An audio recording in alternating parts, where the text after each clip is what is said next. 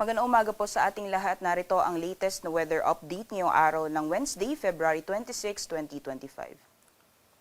Sa kasalukuyan po ay wala naman tayong binabantayan na low pressure area o bagyo sa loob at labas ng ating Philippine Area of Responsibility.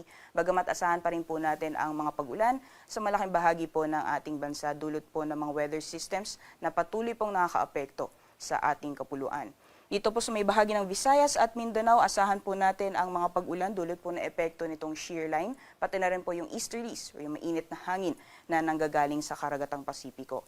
At kung nakikita po natin dito sa ating latest satellite animation, may mga kumpul po tayong kaulapan na namamataan na nakaapekto sa buong Visayas at Mindanao. So magiging makulimlim po yung panahon ngayong araw for Visayas and Mindanao area at may kasama po yan na mga kalat-kalat mga pag-ulan, pagkidlat at pagkulog.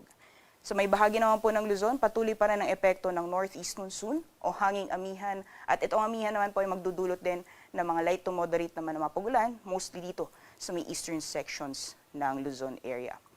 Samantalang sa mga susunod na araw, ay inaasahan po natin na magpapatuloy ang epekto nitong shear line, lalong-lalo na po sa may silangang bahagi ng Visayas at Mindanao. Simula po bukas, maaaring malakas po yung mga pag-ulan over the eastern sections of Mindanao area. At pagdating naman po ng weekend, unti-unti pong aangat ang axis nitong shear line at magdudulot din na mga pag-ulan sa darating po na Sabado sa may bahagi naman ng Bicol region, pati na rin po sa may eastern Visayas. So maaaring maranasan po sa mga panahon na yan ang moderate to at times heavy na mga pag-ulan dulot po na epekto nitong shear line.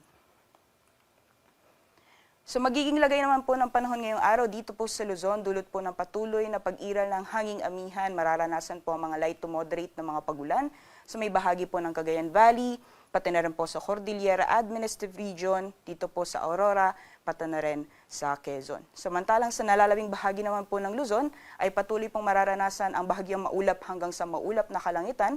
Kung may mga pag-ulan man ay panandalian lamang po ito na may hina mga pag-ulan o mga pag-ambon. Diyan po si Ilocos Region for the rest of Central Luzon. Ngayon din dito sa Metro Manila, Calabarzon, Mimaropa, pati na rin po sa Bicol Region. Temperature forecast naman po para sa mga piling syudad dito po sa Luzon. For Lawag po, maximum temperature sa abot ng 31 degrees Celsius. 28 degrees Celsius maximum temperatures mararanasan ngayong araw.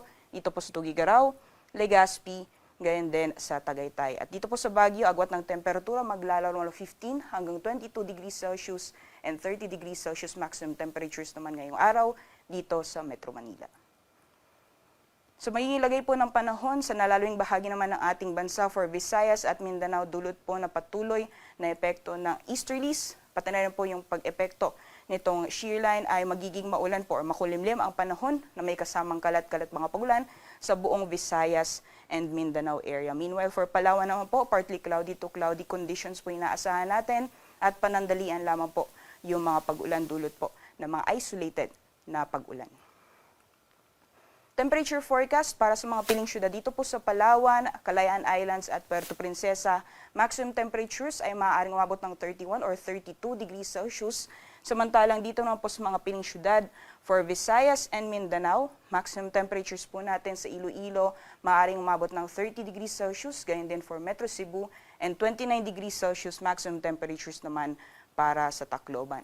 Samantalang dito po sa Zamboanga, agwat ng temperatura ay maglalaro mula 24 hanggang 33 degrees Celsius, 29 degrees Celsius maximum temperatures para sa Cagayan de Oro at para naman sa Metro Davao, ang maximum temperatures aabot ng 30 degrees Celsius ngayong araw. Para naman po sa kalagayan ng ating karagatan, inaasahan pa rin po natin ang maalon hanggang sa napakaalon na karagatan sa mga dagat baybayin po ng Catanduanes, gayon din sa northern and eastern Samar, dulot po yung epekto nitong hanging amihan. So inaasahan pa rin po natin ang maalon hanggang sa napakaalong karagatan, dyan po si areas na highlighted ng pula, kaya delikado pa rin pong pumalaot, especially yung mga kababayan po natin na may mga maliit na sakyang pandagat. Sunrise po natin ay 6:15 a.m., sunset naman ay 6:03 p.m. Para sa karagdagang impormasyon, bisitahin lamang po ang aming social media accounts, pati na rin po ang aming website, pag-asa.dust.gov.ph. At yan ang mapalitas mula dito sa Pag-asa Weather Forecasting Center. Rhea Torres po, magandang umaga.